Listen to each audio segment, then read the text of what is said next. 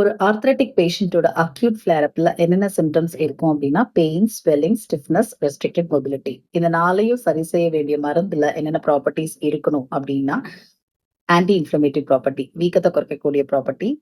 அப்புறம் அதை சுத்தி உள்ள நீர் கோர்த்திருக்க தன்மையை குறைக்கக்கூடிய ஆன்டி எக்ஸிடேட்டிவ் ப்ராப்பர்ட்டி, வலியை குறைக்கக்கூடிய அனால்ஜசிக் ப்ராப்பர்ட்டி, சென்ட்ரலா பெயின் பர்செப்ஷனை குறைக்கக்கூடிய anti நியூராலஜிக் property.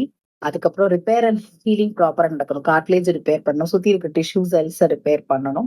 Plus சைனோயில் ஃப்ளூயிடோட quality and வால்யூமை ப்ராப்பரா மெயின்டைன் பண்ணணும். தென் இது மட்டும் கிடையாது, மெட்டபாலிசத்தை ப்ராப்பரா சரி செய்யணும் if it is uric acid diathesis. So இதெல்லாமே ஹோமியோபதி மெடிசன்ஸ்க்கு இருக்குதா அப்படின்னு பார்த்தோம்னா கண்டிப்பா இருக்குது. பட் பொதுவா நம்ம கேள்விப்படுறது என்னன்னா நாள்பட்ட தொந்தரவுனா தான் ஹோமியோபதிக் மெடிசன் சரி செய்யும். அப்ப இந்த மாதிரி அக்யூட் ஃபிளேர் அப்ல சரி பண்ண முடியுமா, ஹோமியோபதி மெடிசன்ஸ் எடுத்துக்கலாமா அப்படின்னு பார்த்தோம்னா definitely it can be taken on proper consultation of the homeopathic physician, because the physician on assessing the patient will modify the dosage according to the susceptibility of the patient. The நோயாளியோட தன்மையை பொறுத்து dose frequency எல்லாமே modify பண்ணுவாங்க.